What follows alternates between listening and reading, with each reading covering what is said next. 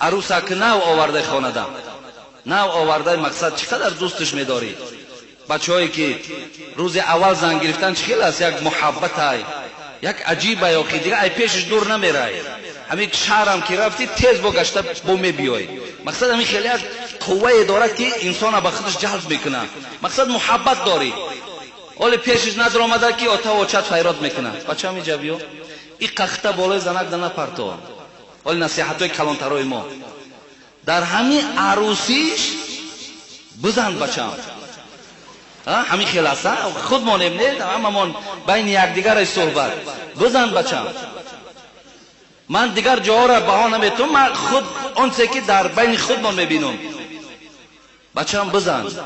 عروس در عروسیش گفتن بزن علاوه چشمش بگی نه او چشمانه نه آتش مانه نه اولادش مانه ها سیاست شنان که عاقبت بچه هم خار میشه.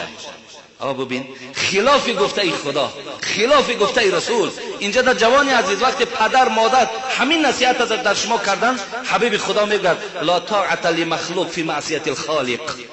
وقتی اینا خلاف گفته ای خدا و رسول گپ زدن، بگو پدر مادر من تو را از جان من دوست میدارم، از زن من دیده دوست میدارم، لیکن این نصیحت نادرستی تو را قبول ندارم. پدر عزیز، مادر عزیز، تو مرا یک بار برای محبت زنک تربیت کن. آخه تو خودت قطعا پدرم 60 سال فقط زنازن کردین، دشنام کردین، اما چیزی نآموختیم. حیات ما را میخوای مثل حیات خودت کنی.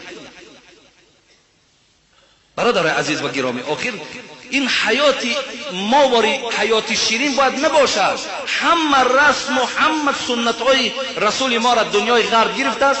ما در فقط و فقط همون اخلاقی پسترین و سخنهای نادرست در بین ما گذاشتن.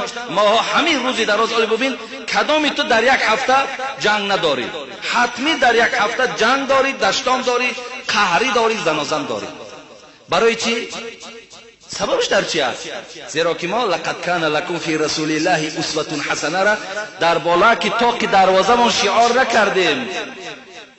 ما را خدا گفت که این حیات پیغمبر، زندگی پیغمبر، یک کتابچه که امروز خدا را شکر فروخته می شود، یک تکش خودت بخوانه، یک تکش زنت بخوانه. شما زندگی نامه پیغمبری خدا را برای خود دستور حیاتتون قرار دهیم. کنی بینید در حیات شما چی شیرینی ها، چی خوشبختی ها پیدا می شود. این است دادری عزیز. چی بود است که من زن از خانه پیش کردم، زن ما زدم، زن ما دشنام دادم. اجازت نیست دادری عزیز. این حقارت ممکن نیست.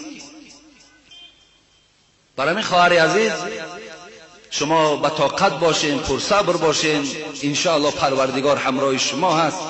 و جوانی که به این عمل زیست چنگ زده ای، خدا به سوی خدا توبه کن.